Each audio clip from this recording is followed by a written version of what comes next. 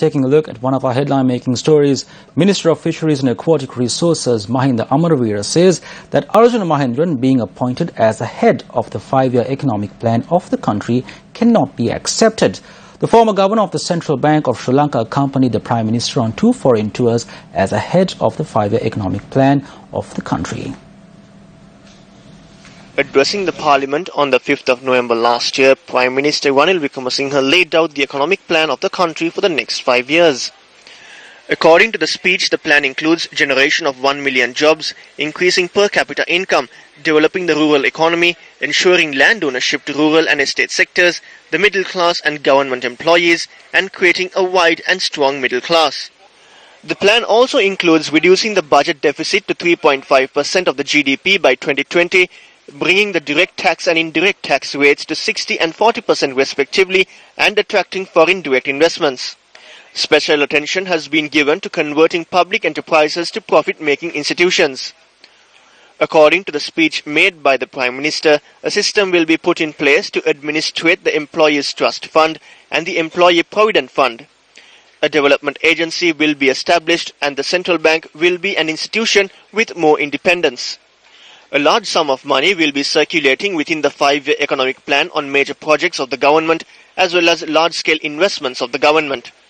The responsibility of carrying out this plan has been given to Arjuna Mahendran by the Prime Minister. Serious allegations have been raised against the former governor of the Central Bank, Arjuna Mahendran, during his time in office from the 27th of January 2015 until the 30th of June this year. The allegations include alleged insider trading where information pertaining to the bond issue was allegedly made privy to perpetual treasuries, which is owned by the son-in-law of the former governor of the central bank. හරියටම මේ බැඳුම් කර වැසීමට නියමිතව තියෙන්නේ උදේ 11ට. පෙබරවාරි මාසයේ 27 වෙනිදා උදේ 11ට. 10:45ට. The accepting of tenders was supposed to close at 11 a.m. on the 27th of February. At 10:45, the governor of the Central Bank of Sri Lanka, Arjuna Mahendran, comes to the trading floor. He remains there until the trading closes. At 10:48, the Bank of Ceylon makes a phone call requesting for an extension of 10 minutes for them to place their tenders for the bonds. This is an extraordinary incident. There is only one reason to extend the time of closing a tender with regard to the bonds, and this is only when there is an issue with the telecommunications system. Until now, an extension was never done based on the request of a dealer. However, on that day, the request was facilitated. Thereafter, the Bank of Ceylon presented a tender on behalf of Perpetual Traders, the company which is owned by Arjun Aloysius, the son-in-law of Arjuna Mahendran. As the company was among the traders, the BOC presented a bid of 13 billion on behalf of that company. The request was only for 1 billion, and bids were made for 13 billion after the deadline by a state bank. හොඳට අපිට දැන් මෙතෙන්දි කාරණාවක් එනවා 1 බිලියනයටයි ඉල්ලුම් කරන්නේ බිලියන 13කට ඉල්ලීම් ඉදිරිපත් කරනවා වෙලාවෙනුත් පස්සේ Rumor has it that the EPF representative had fallen asleep on that day. How far is this? Rumors say not only one day he fell asleep, one day he was sick and therefore he couldn't put any bids in. These are rumors, but let's forget the rumors. The figures speak for themselves. If the figures are right, no bids whatsoever on the 29th of March. On which he gets on the 31st. On the other, it's only 2.5 versus 26 billion from the other. The Committee on Public Enterprises, or COPE, has not yet concluded the investigations into these allegations. The Auditor General has forwarded a report on this matter to the Speaker of Parliament, while a summary has been forwarded to COPE.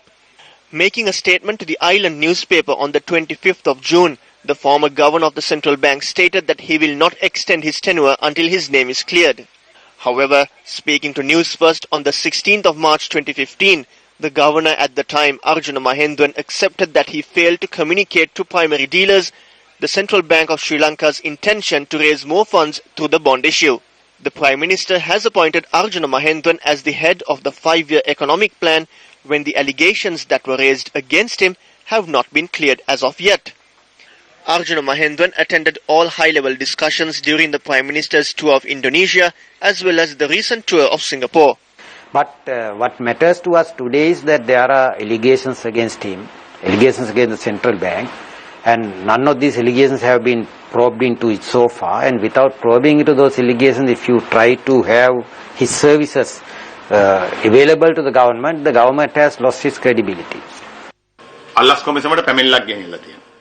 A complaint has been lodged with the Bribery Commission against him, and I am still waiting for a just answer to the investigation. I have to state that the investigations of the Bribery Commission are slow. There are plenty of backlog cases that are quite old. Since I became a minister, after I lodged complaints with the Bribery Commission, people thought that I would simply remain silent. We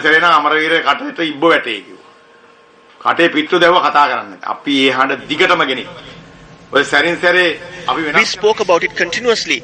We will not change our word from time to time. We spoke till the end, and we took away the post of the governor from him. We told them that he is unsuitable. It is not just to take that same person who is not suitable and give him another appointment. If I appoint someone who is unsuitable to my staff, then I should be held responsible. My opinion is that he should not have been given another position.